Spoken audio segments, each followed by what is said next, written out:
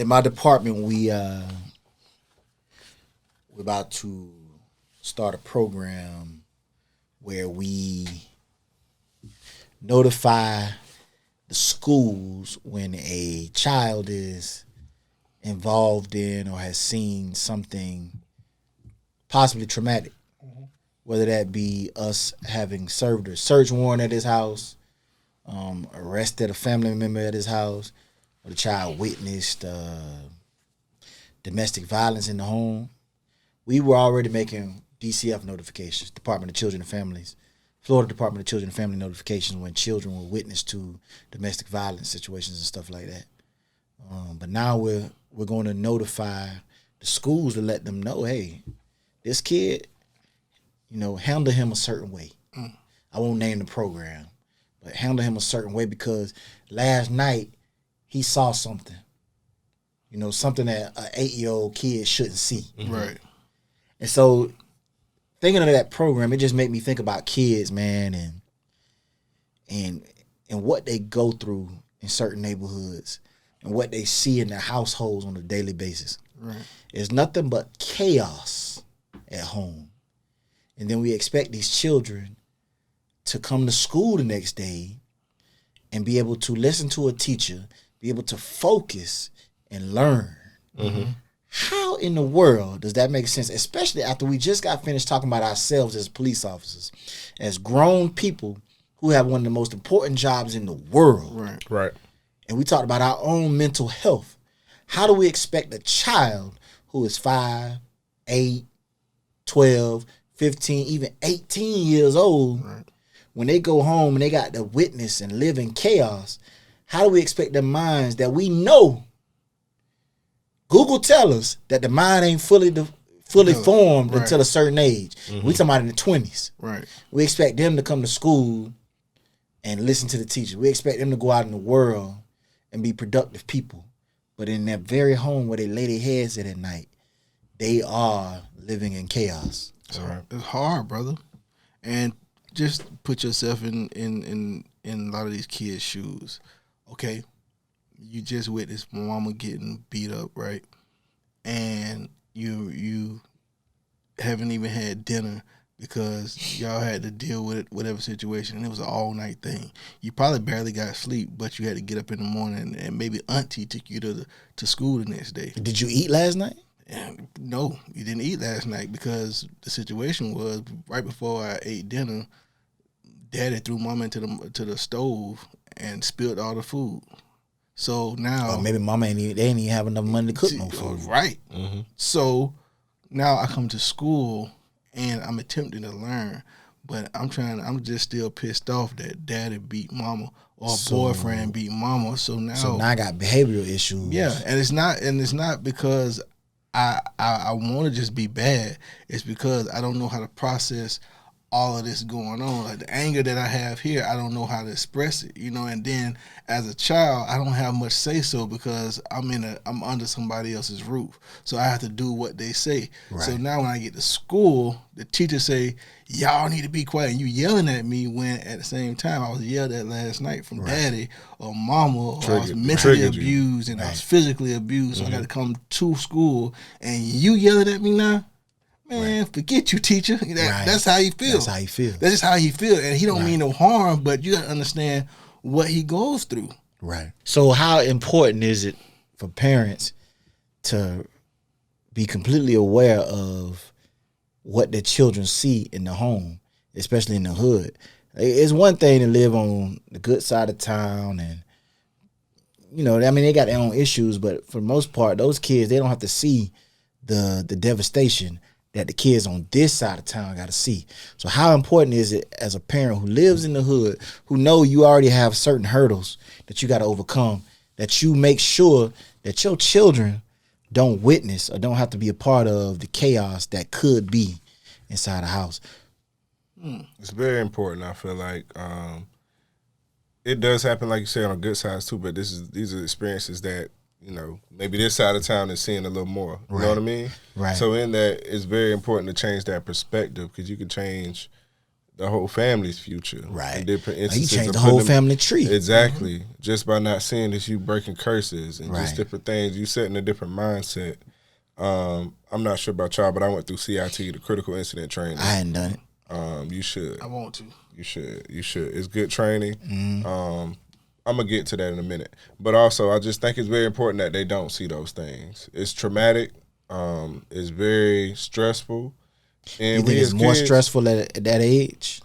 Sometimes You think it has a sometimes larger impact is what I'm asking. I think it can, because we don't, at that age, you don't know what to do with it, and you don't know how to process it. You know how to process it, and you're scared to share it sometimes with other people, because So you nobody know what you're going through.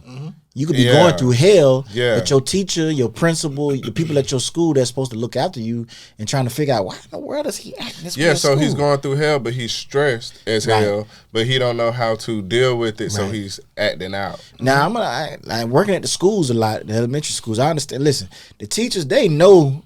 Like when you working at the Title I school, I don't know by definition, but the Title I school is a school where a lot of young black kids go. They poor, they barely got food at home. But them teachers, they know what type of school they working at, but they still don't know what's going on in these kids' homes from day to day specifically. So to piggyback off that, they don't know what's happening in the homes. We don't know till we get there sometimes. Right. In that, the CIT critical incident training, it trains us on mental health, people with mental health issues, not just bipolar, schizophrenia, different issues, depression, anxiety, but also being informed of trauma informed. You know what that is. Being informed about just behavior, being able to recognize these behaviors and things. Right. Not only do police officers and first responders, I think teachers and people who are in like these DCF roles who are investigating these homes and different things like that. Right. Being trauma informed and having this critical incident CIT training, it gives you a different perspective, a different outlook, a different way to know how to deal with these type of individuals, these children, people, period. Right. And recognizing those things. So as a teacher, as anybody who's seeing this stuff, say, all right, we recognize it sometimes. It's off our discernment and intuition. But sometimes being trained on these things and knowing these things, it'll really like okay, that's what that is. Hey, Jerry, you think, I'm going to just be blunt. I'm going to ask the hard question. So let's go. You think a white female teacher who has never had the experience with her children or her students live in currently, do you think with all the training in the world that she could ever really be able to be in a position to help them along as children through the circumstances that they are currently live in? It won't. It's okay to be honest. It won't help them, no. So you're saying that a white female, let's say a 30-year-old white female teacher who went to Florida State, she works at a Title I school. The majority of her children live in the projects, live in subsidized housing. She's had all the training in the world, though. So, yes, I'm about to get to. Go ahead, though, cuz. Go ahead. Yeah, she's had all the training in the world. Yeah. But is she ever really capable? And I don't want to take away. Listen, I'm trying to be careful here. I'm trying to be careful, but I'm not trying to be careful. I don't want to take nothing away from that white female teacher who has done a great job at going to get the education that she feels like she needs. Right. And I'm sure that she loves them kids. So we're not going to take that part away from her. Absolutely not. But the question is, that's passion. Right. And she really loves these kids that she's teaching. Right. And compassion. Right. But can she really, truly be the catalyst? Can she really be the vehicle that these children need? And before you just say no, think through it now. So she can be a piece of the puzzle. Okay, I like that. Okay. I like that. She can be a piece of the puzzle, a part of that car, whatever she may need to be to help that function. And because a kid is going to need more than just one. He's going to need more than that. Right. He's going to need more than somebody who's trained in CIT. He's going to need a few people. It take a village to raise. It's going to take more than that. Right. Now, that's going to help her maybe recognize some of those signs and keys and mannerism, behaviorism. That's going to help her recognize some of those things.